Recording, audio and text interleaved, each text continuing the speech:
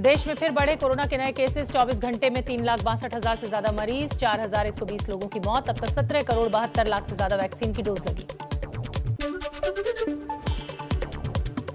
Corona के हालात पर प्रधानमंत्री मोदी 20 मई को सभी राज्यों के डीएम से बात करेंगे। ममता बनर्जी ने सीधे डीएम से बात करने पर जताया ऐतराज। महाराष्ट्र में अगले 15 दिनों के लिए लॉकडाउन को बढ़ा दिया गया है। अब 30 मई तक रहेंगी सख्त पाबंदियां। उद्धव कैबिनेट की बैठक में लिया गया फैसला। वैक्सीन की कमी के चलते महाराष्ट्र में 18 से 44 साल की उम्र वालों का टीकाकरण रोका गया। वैक्सीन मिलने पर 20 मई के बाद फिर हो सकती है शुरुआत। दिल्ली में 18 से 44 साल के लोगों के लिए कोवैक्सीन का स्टॉक खत्म। आज किसी भी सेंटर पर नहीं लगेगी कोवैक्सीन। उप मुख्यमंत्री मनीष सिसोदिया ने कहा 100 सेंटर्स बंद करने पड़े। बिना केंद्र सरकार के हस्तक्षेप के बायोटेक की वैक्सीन मिलना मुमकिन नहीं। वैक्सीन का फॉर्मूला दूसरी कंपनियों को देने की मांग पर बीजेपी बोली सभी कंपनियों में फॉर्मूला साझा करना आसान नहीं। दिल्ली के कारोबारी नवनीत कालरा की अग्रिम जमानत याचिका खारिज। खान मार्केट में ऑक्सीजन कॉन्सेंट्रेटर की जमाखोरी और कालाबाजारी का है आरोप। बच्चों के लिए जल्द आ सकती है देश में बनी वैक्सीन। कोवैक्सीन को मिली बच्चों पर टीके के ट्रायल की इजाजत। भारत बायोटेक ने कहा कोविड टीकों की सप्लाई को लेकर उसकी नीयत पर सवाल उठाना ठीक नहीं। 10 मई को हमने 18 राज्यों को कोवैक्सीन की खेप भेजी।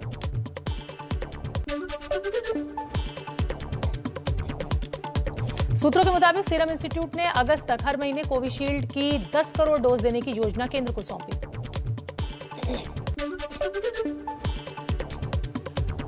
कोरोना के इलाज में इस्तेमाल प्लाज्मा थेरेपी पर आईसीएमआर का बड़ा दावा। प्लाज्मा थेरेपी को फायदेमंद नहीं बताया। कोरोना मरीजों को प्लाज्मा लेन देन न करने की दी सलाह।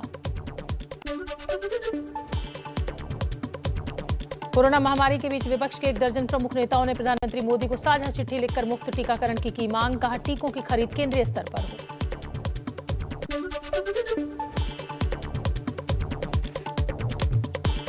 कांग्रेस अध्यक्ष सोनिया गांधी, पूर्व प्रधानमंत्री एचडी देवेगौड़ा, एनसीपी प्रमुख शरद पवार के अलावा ममता बनर्जी, उद्धव ठाकरे, हेमंत सोरेन, स्टालिन जैसे मुख्यमंत्रियों की ओर से ये चिट्ठी भेजी गई है। आगे बढ़ते हैं। विपक्षी नेताओं की चिट्ठी में मांग की गई है कि अनिवार्य लाइसेंसिंग के जरिए घरेलू टीके का उत्पादन बढ़ाया जाए। साथ ही बजट में आवंटित 35,000 करोड़ रुपए टीकाकरण पर खर्च किए जाए।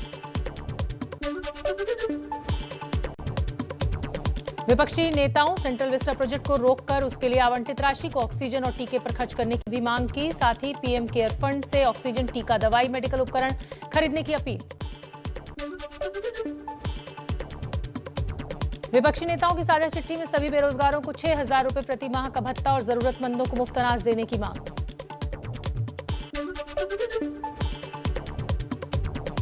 ममता बनर्जी ने कोरोना टीके तैयार करने के लिए जमीन और जरूरी मदद देने की पेशकश की। पीएम मोदी को पत्र लिखकर कहा उदारता के साथ टीकों का आयात किया जाना चाहिए। ममता बनर्जी की पेशकश पर बीजेपी आईटी सेल के प्रमुख अमित मालवीय का जवाब। कहा 24 फरवरी को ममता ने पीएम को चिट्ठी लिखकर अपने राज्य के लिए खुद टीका खरीदने की बात कही थी। अब वो फिर अपनी बात से पलट रही हैं। राजस्थान के अशोक गहलोत सरकार अमेरिका और रूस से कोरोना वैक्सीन आयात करेगी। मुख्यमंत्री अशोक गहलोत की अध्यक्षता में हुई राज्य मंत्री परिषद की बैठक में लिया गया फैसला। दिल्ली में एक दिन में कोरोना के 13,287 नए मरीज, 300 लोगों की मौत। संक्रमण दर घटकर 17%।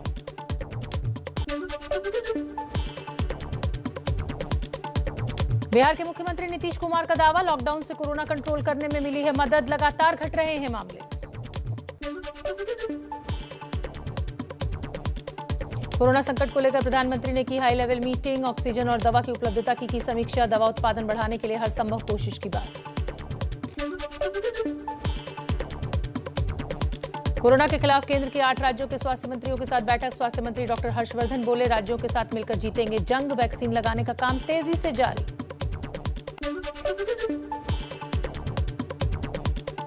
सूरत में ब्लैक फंगस की वजह से 8 कोरोना मरीजों की आंखों की रोशनी गई। वायरस संक्रमित कई लोगों में देखी जा रही है ये बीमारी।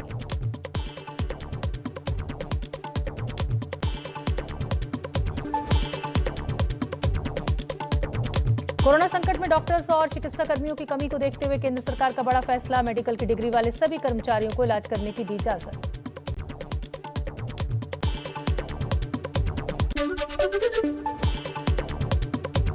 मध्य प्रदेश में शिवराज सरकार का बड़ा फैसला, कोरोना संक्रमण से बेसहारा परिवारों को पेंशन, मुफ्त राशन और बच्चों को निःशुल्क शिक्षा देने का ऐलान। लखनऊ में आज से खुली शराब की दुकानें, सुबह 10 बजे से शाम 7 बजे तक सोशल डिस्टेंसिंग के साथ होगी बिक्री। उत्तर प्रदेश के गाजीपुर में गंगा नदी में शवों का मिलना जारी, प्रशासन ने बढ़ाई सख्ती, लोगों को जागरूक करने के लिए शुरू किया गया अभियान। पटना में भी गंगा नदी में मिले 2 शव, गुलाबी घाट की घटना।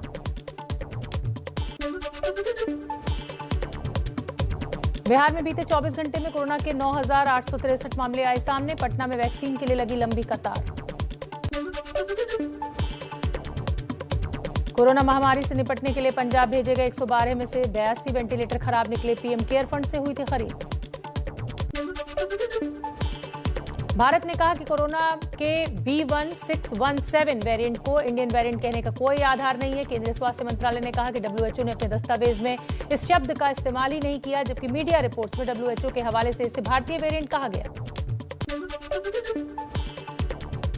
कल मीडिया रिपोर्ट्स में कोविड-19 के भारत में सक्रिय वेरिएंट को इंडियन वेरिएंट बताते हुए इसके 44 देशों में पाए जाने की बात कही गई थी, जिसका भारत के स्वास्थ्य मंत्रालय ने खंडन किया। अमेरिका के राष्ट्रपति के मुख्य चिकित्सा सलाहकार डॉक्टर एंथनी फाउची ने कहा, भारत ने जल्दबाजी में लॉकडाउन खत्म किया, इसलिए आई दूसरी घातक लहर। नौसेना प्रमुख एडमिरल करमबीर सिंह ने कहा, देश के सामने आजादी के बाद सबसे बड़ी मानवीय चुनौती, लेकिन हम मिलकर जीतेंगे कोरोना के खिलाफ जंग।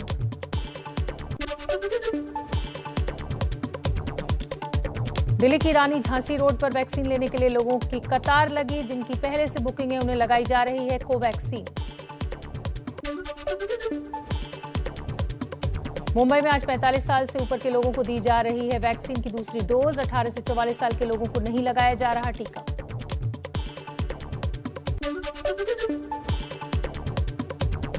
लखनऊ में तेजी से चल रहा है वैक्सीनेशन ड्राइव का काम, बड़ी संख्या में पुरुष और महिलाएं पहुंच रहे हैं अस्पताल।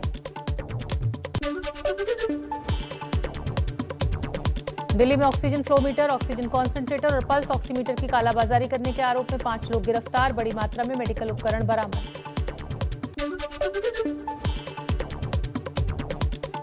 यूरोप के देश जर्मनी, ग्रीस और फिनलैंड ने भारत को भेजी मदद, कई टन मेडिकल सप्लाई लेकर दिल्ली पहुंचा विमान।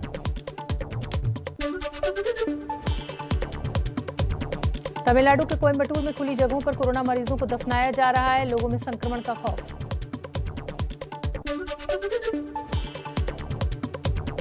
शिमला में लॉकडाउन के बावजूद घर से बाहर घूम रहे हैं लोग, पुलिस ने चालान काटना किया शुरू।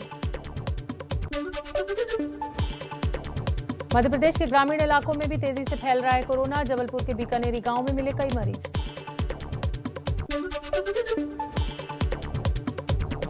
लखनऊ में मलिहाबादी आम के किसानों पर कोरोना की मार, महामारी की वजह से नहीं मिल रहे खरीदार।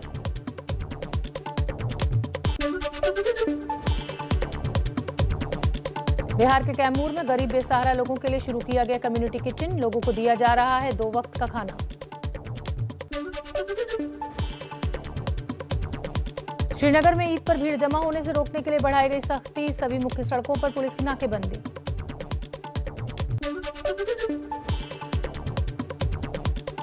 जम्मू में तेजी से बढ़ाई जा रही है कोरोना से लड़ने की सुविधाएं, 26 ऑक्सीजन प्लांट की शुरुआत की गई।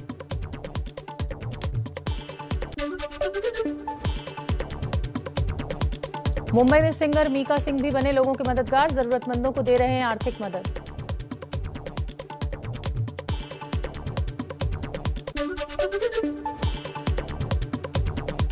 मध्य प्रदेश के शिवपुरी में 2 युवा बने मानवता की मिसाल, जरूरतमंदों को मुफ्त ऑक्सीजन सिलेंडर पहुंचा रहे हैं।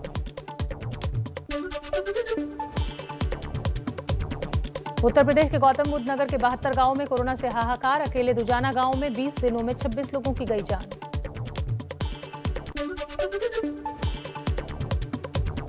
पश्चिम बंगाल के दुर्गापुर से चेन्नई के लिए रवाना हुई पहली ऑक्सीजन एक्सप्रेस ट्रेन पर 4 टैंकर में 80 मीट्रिक टन ऑक्सीजन।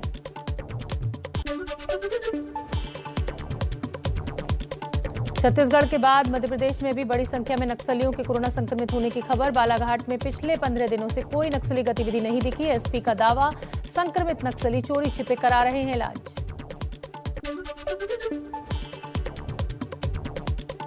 टीके की कमी के बीच देसी कोवैक्सीन पर अच्छी खबर। मई जून तक कोवैक्सीन का उत्पादन दुगना किया जाएगा और सितंबर तक बनने लगेगी हर महीने 10 करोड़ डोज। पटियाला में सेना की पश्चिमी कमांड ने किया 100 बेड वाले कोविड अस्पताल का इंतजाम। हॉस्पिटल में कोरोना मरीजों के इलाज के लिए सभी सुविधाएं।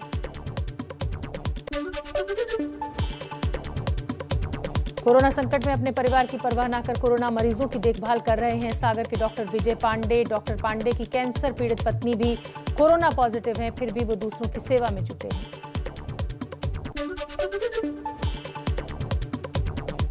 गाजियाबाद के एसपी ग्रामीण इराज राजा गांव-गांव में कैंप लगाकर लोगों को कोरोना की दवा और मास्क बांट रहे हैं। इराज एमबीबीएस डॉक्टर भी हैं।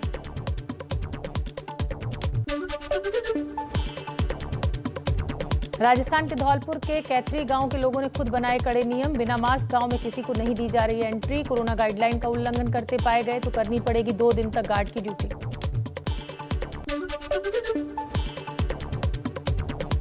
राजस्थान के चित्तौड़गढ़ में महिला सरपंच की सख्ती की वजह से कोरोना हुआ कंट्रोल। यहां 17 लोगों की जान चली गई थी और 86 लोग संक्रमित मिले थे, लेकिन अब यहां एक भी मामला नहीं। कोरोना संकट में लोगों की मदद के लिए आगे आ रही हैं बॉलीवुड हस्तियां। विवेक ओबरॉय मुंबई पुलिस के साथ मिलकर जरूरतमंदों को अनाज बांट रहे हैं।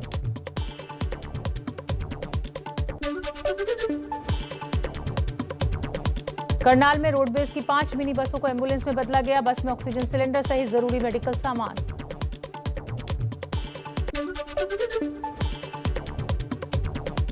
लखनऊ की स्प्रेड स्माइल संस्था और लखनऊ ऑटो यूनियन ने कोरोना मरीजों को अस्पताल पहुंचाने का बीड़ा उठाया। फ्री ऑटो एम्बुलेंस सेवा की शुरुआत।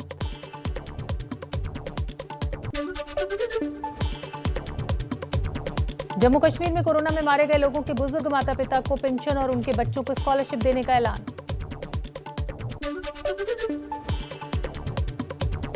हरियाणा में सोनीपत के शहरी इलाकों के बाद अब ग्रामीणों इलाकों में तांडव मचा रहा है कोरोना। सोनीपत के गांव हरसाना में 7 दिन में 12 लोगों की जान गई।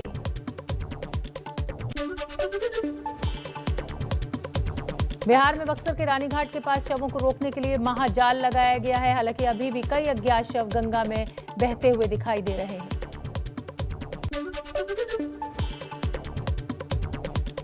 नदियों में कोरोना मरीजों के शव मिलने से संक्रमण का डर पैदा हो रहा है, लेकिन आईआईटी कानपुर के डॉक्टर सतीश तारे ने कहा है इसकी चिंता करने की जरूरत नहीं है। उनका कहना है कि अगर ये पानी सप्लाई भी किया जाता है तो ये फिल्टर से साफ हो जाता है।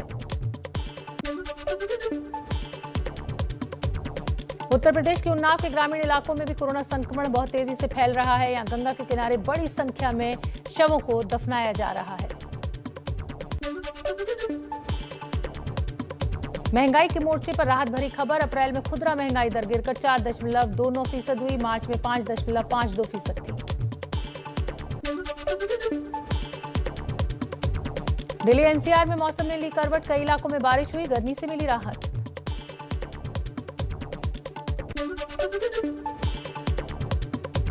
केरल के कोट्टयम में मौसम विभाग ने जारी किया येलो अलर्ट। भारी बारिश की चेतावनी दी।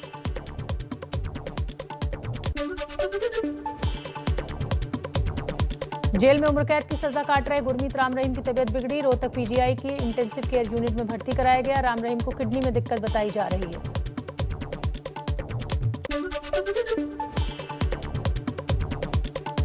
इजरायल की तरफ से गाजा में जोरदार बमबारी में 4 दर्जन से ज्यादा लोगों की मृत्यु। जवाब में चरमपंथी संगठन हमास ने भी इजरायल के तेल अवीव दागे 1000 से ज्यादा रॉकेट। लड़ाई में हमास के टॉप लीडर के मारे जाने का दावा।